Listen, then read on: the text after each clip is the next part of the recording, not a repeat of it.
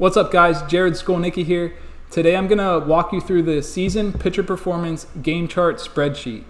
I created this spreadsheet when I was coaching a high school team this past season, and the idea was to take a game chart that looks something like this and transfer this information into the spreadsheet to save you time on analysis like strike percentage, first pitch strike percentage, first 2 of 3, K- walk for all the guys who threw on your team that season.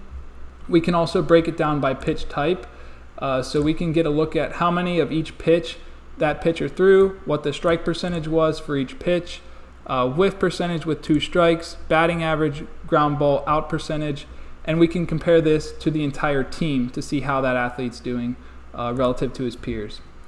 If you keep track of lefty-righty information, we can also look at how different pitch types for a pitcher compare to left-handed batters versus right-handed batters, and again get an idea of what that looks like at the team level as well. And then finally we have game logs, where every game can be looked at as a summary to see who threw, what their strike percentage was, and how they did that game. So that goes across the entire season. I always like to point this one out. This was one of the most memorable moments of the year. We had Nessel here. He threw a 7-inning perfect game, no hits, no walks. So I've got to give him a shout out there.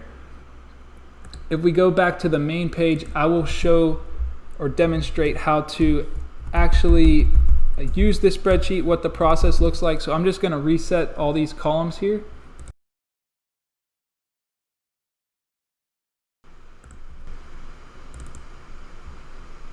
So taking a look at the first inning of the game, to start the spreadsheet, we'll type in the date and the pitcher's name, and then to read this we have each pitch. So 1 is fastball, 2 is curve, 3 slider, 4 changeup, and 5 would be other.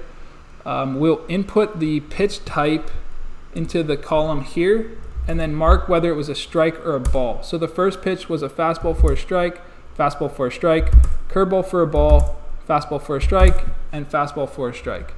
That resulted in a 5-3 ground out. So we'll go to the outcome column and select ground out.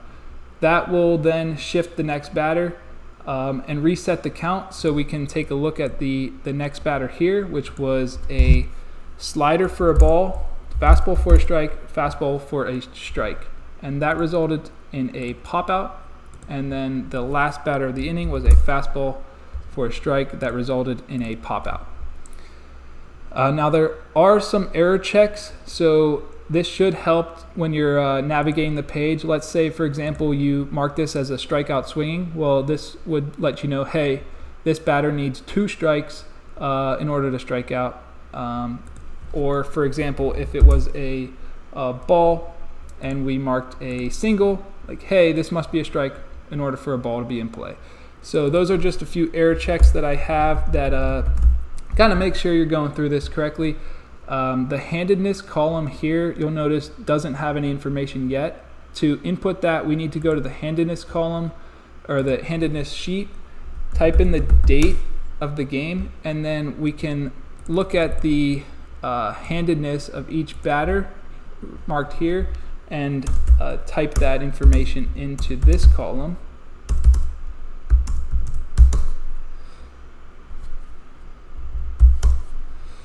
So now we have all the batters, and then if we mark the date to go along with that, it's going to cross-reference the date, batter number, and give you the handedness based on that. So it kind of saves you some legwork on the typing in each batter's handedness for every pitch. And then now that we have that, we can basically do this for the entire game, and then that'll be enough to see exactly how this pitcher is performing throughout the year.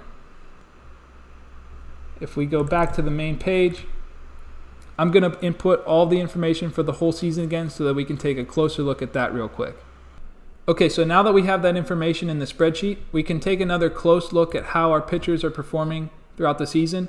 I'm going to use this pitch performance sheet as an example. If we select this athlete here, we can see that his curveball is only thrown for a strike 45% of the time, and the whiff rate on that pitch is 11%. So compared to the team, It definitely is a lot lower than average, and also compared to his own other pitches.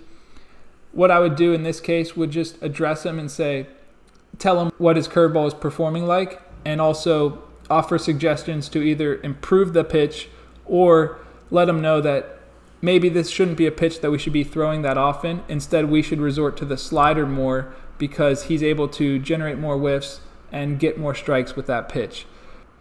Another thing I like to do is put a chart up to show different metrics at times, such as strike percentage or whiff percentage, for each athlete, to create some friendly competition and also motivate them to want to achieve success in certain categories throughout the year. If you'd like to use this spreadsheet for your own team, I'll put a link in the description that you can use to make your own copy and enter your own team's data.